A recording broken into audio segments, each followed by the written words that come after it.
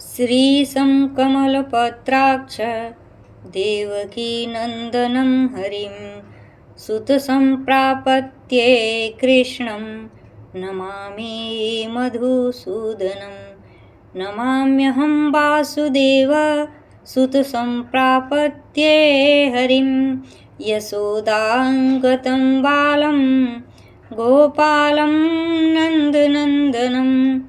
अस्माकं पुत्रलाभाय गोविन्दं मुनिवन्दितं। नमाम्यहं वासुदेवं देवकीनन्दनं सदा गोपालं डिम्भकं वन्दे कमलापतिमच्युतं।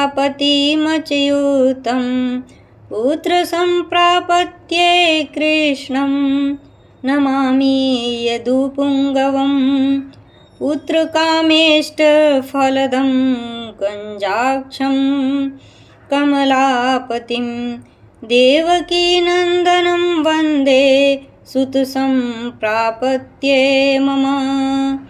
पद्मपादपद्मनेत्र पद्मनाभ जनार्दन देहि मे तनयं श्रीश वासुदेव जगत्पते। यशोदाङ्कगतं बालं गोविन्दं मुनिवन्दितम्। अस्माकं पुत्रलाभाय नमामि श्रीशमच्युतं। गोविन्दं मे सुतं देहि नमामि त्वां जनार्दन। भक्तकामद गोविन्द भक्तं रक्ष शुभप्रद। देहि मे तनयं कृष्ण रुक्मिणीवल्लभ प्रभो। रुक्मिणीनाथ सर्वेश देहि मे तनयं सदा।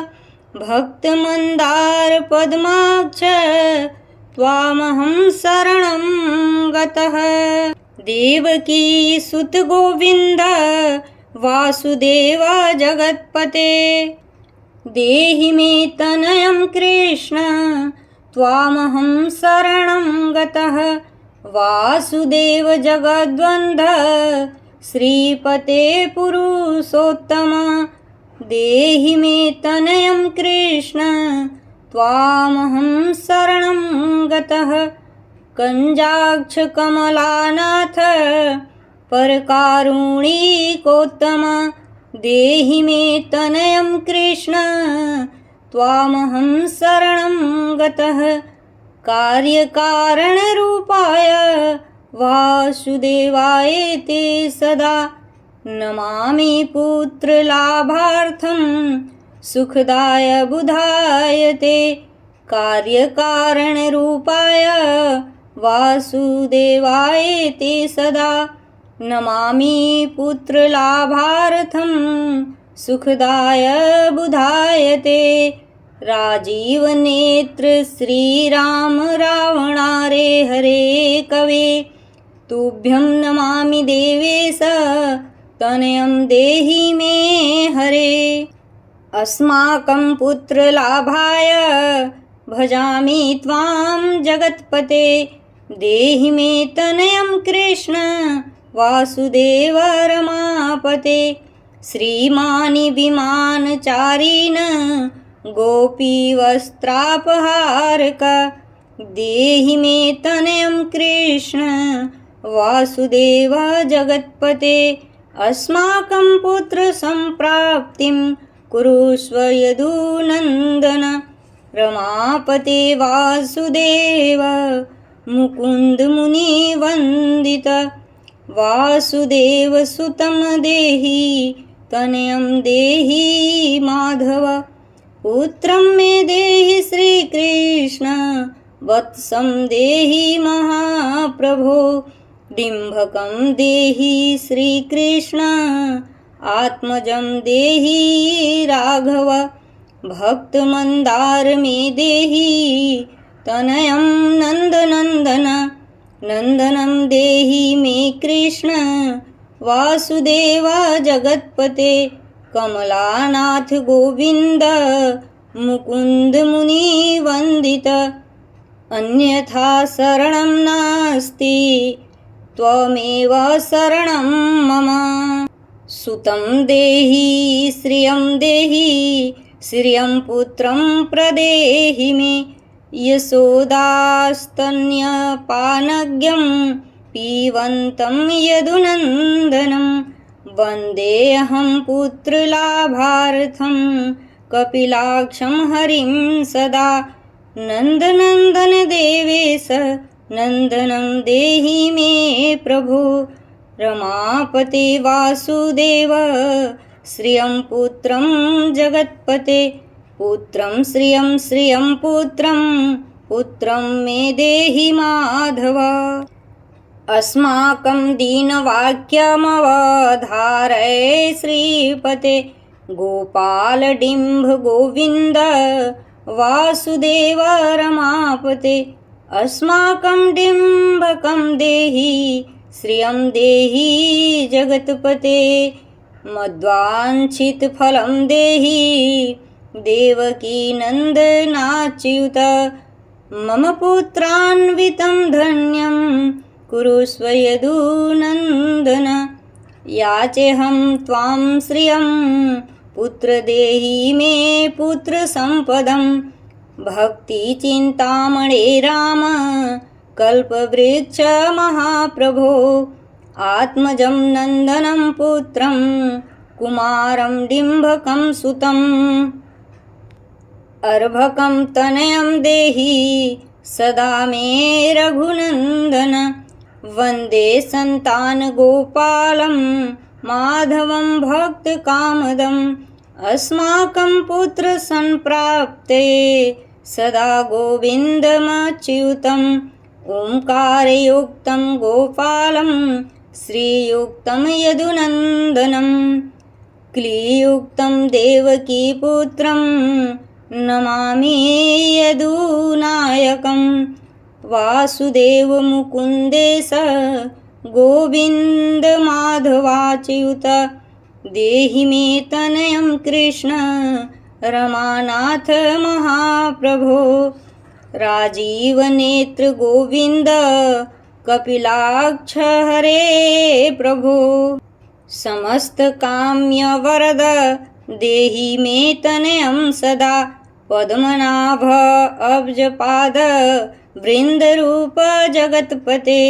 देहि मे वरसत्पुत्रं रमानायक माधव। नन्दगोपाल भूपाल गोविन्द यदुनन्दन। देहि मे तनयं कृष्ण रुक्मिणी वल्लभ प्रभो। दासमन्दार गोविन्द मुकुन्द माधवाच्युत। गोपाल पुण्डरीकाक्ष देहि मे तनयं श्रियं। यदुनायक पद्मेश नन्दगोपवधूसुत। देहि मे तनयं कृष्ण श्रीधर प्राणनायक। अस्माकं वाञ्छितं देहि देहि पुत्रं रमापते। स्तुवन्तं कृष्ण सर्वेश वासुदेव जगत्पते। राम हृदय संभार सत्यभामा मनः प्रियः। देहि मे तनयं कृष्ण रुक्मिणी वल्लभ प्रभो। चन्द्रसूर्याक्ष गोविन्द पुण्डरीकाक्ष माधव।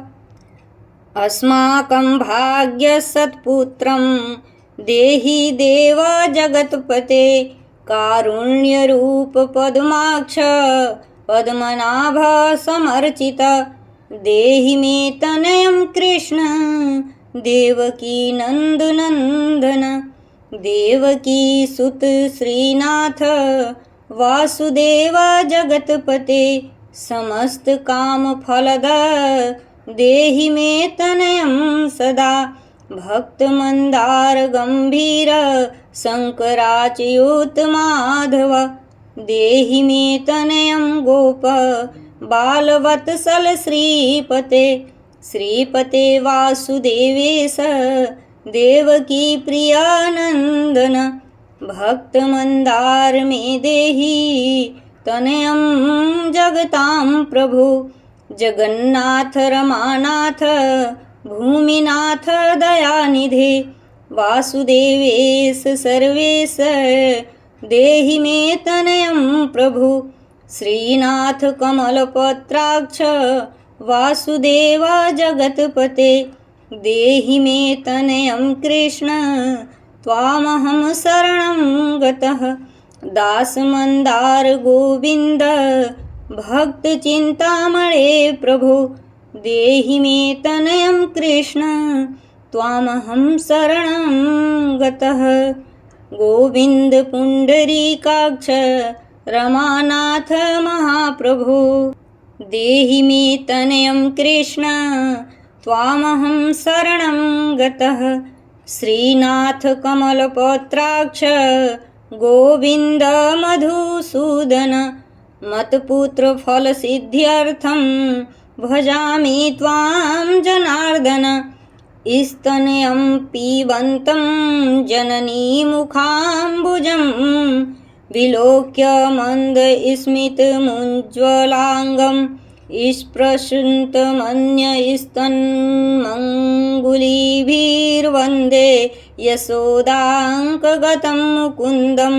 याचेऽहं पुत्रसन्तानं भगवन्तं पदमलोचनं देहि मे तनयं कृष्ण त्वामहं शरणं गतः।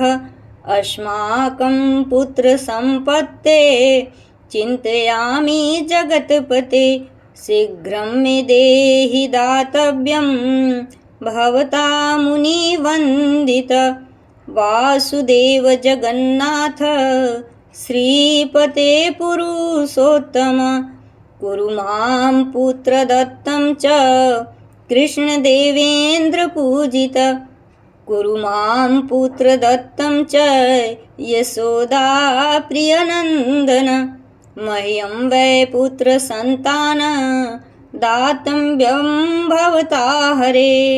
वासुदेव जगन्नाथ गोविन्द देवकीसुत देहि मे तनयं राम कौसल्या प्रियनन्दन। पदं पत्राक्ष गोविन्द विष्णु वामन माधव देहि मे तनयं सीता प्राणनायक राघव। कंजाक्ष कृष्णदेवेन्द्रमण्डित मुनिवन्दित लक्ष्मण आग्रज श्रीराम देहि मे तनयं सदा। देहि मे तनयं राम दशरथ प्रियनन्दन। सीतानायक कंजाक्ष मुचकुन्द वरप्रद। विभीषणस्य या लङ्का भवता दीयते पुरा। अस्माकं तत्प्रकारेण तनयं देहि माधव। भवदीयपदाम्भोजं चिन्तयामि निरन्तरं देहि मे तनयं सीताप्राणवल्लभ राघव। राममतकाम्यवरद पुत्रोत्पत्तिफलप्रद देहि मे तनयं श्रीश कमलासनवन्दित। राम राघव सीतेश लक्ष्मणानुज देहि मे भाग्यवत पुत्रसन्तानं दशरथात्मज श्रीपते। देवकी गर्भसञ्जात यशोदा प्रियनन्दन देहि मे तनयं रामकृष्ण गोपाल माधव।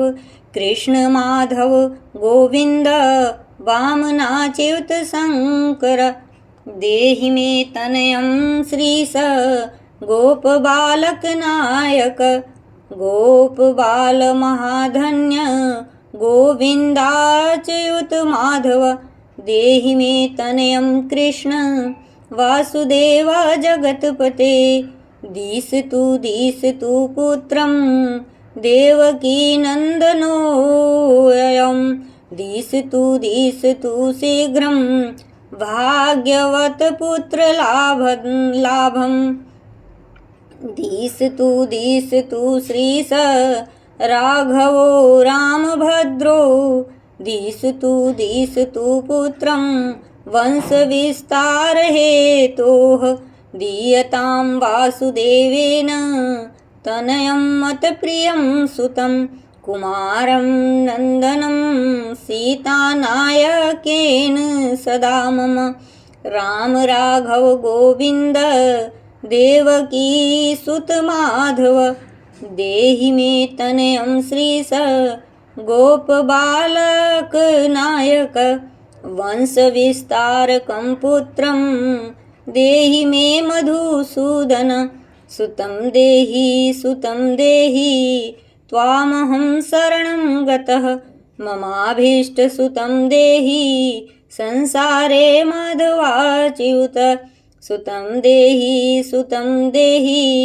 त्वामहं शरणं गतः चन्द्रार्ककल्पपर्यन्तं देहि मे माधवं सुतं देहि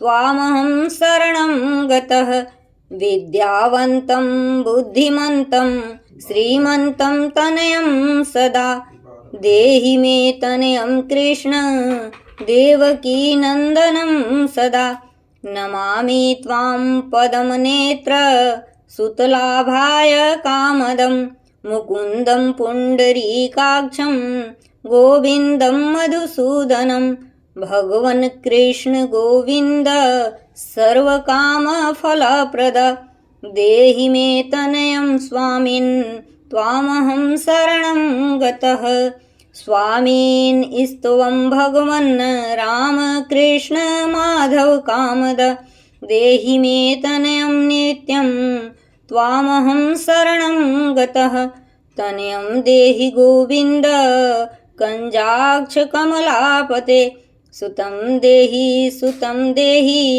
त्वामहं शरणं गतः पद्मापते पद्मनेत्र पद्मजनक माधव सुतं देहि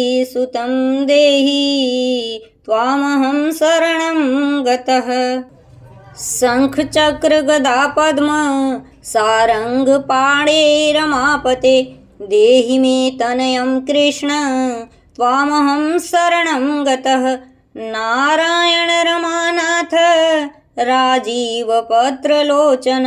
सुतं मे देहि देवेशे पद्मपद्मानुवन्दित राम राघव गोविन्द देवकी वरनन्दन रुक्मिणीनाथ सर्वेश नारदादिसुरार्चित देवकी सुत गोविन्द वासुदेव जगत्पते देहि मे तनयं श्रीश गोपबालकनायक मुनिवन्दित गोविन्द रुक्मिणी वल्लभ प्रभो देहि मे तनयं कृष्ण त्वामहं शरणं गतः गोपिकार्जित पङ्कजेश मकरन्दासक्त मानस देहि मे तनयं कृष्ण त्वामहं शरणं गतः रमाहृदय पङ्कजेश लोलमाधव कामद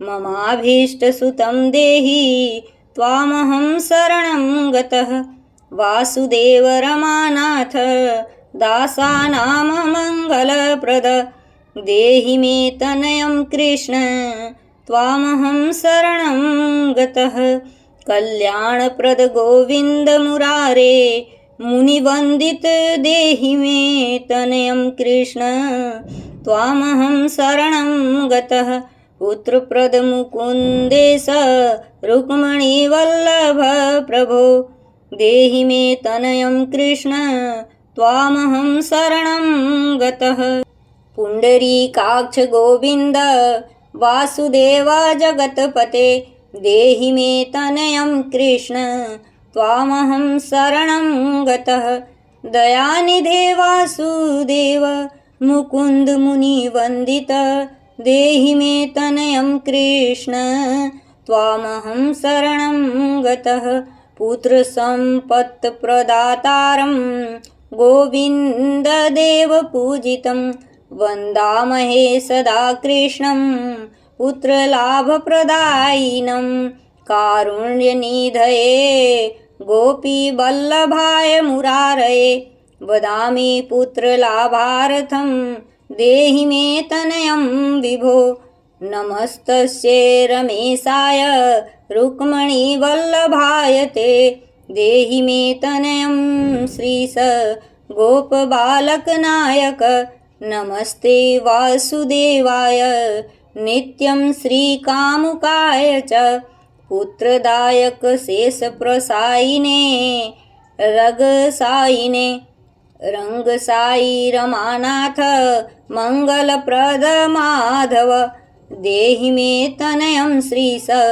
गोपबालकनायक दासस्य मे सुतं देहि दीनमन्दार राघव सुतं देहि पुत्रं देहि रमापते यशोदातनयाभीष्ट पुत्रदानरतः सदा देहि मे तनयं कृष्ण त्वामहं शरणं गतः मदिष्टदेव गोविन्द वासुदेव जनार्दन देहि मे तनयं कृष्ण त्वामहं शरणं गतः नीतिमान् धनवान् पुत्रो विद्यावांश्च प्रजायते भगवन् स्तवत्कृपायाश्च वासुदेवेन्द्रपूजित यः पठेत् पुत्रशतकं सोऽपि शतपुत्रवान् भवेत् श्रीवासुदेवकथितं स्तोत्ररत्नं सुखाय च जपकाले पठे नित्यं पुत्रलाभं धनं श्रियम् ऐश्वर्यं राजसम्मानं सद्धो याति न संशयः।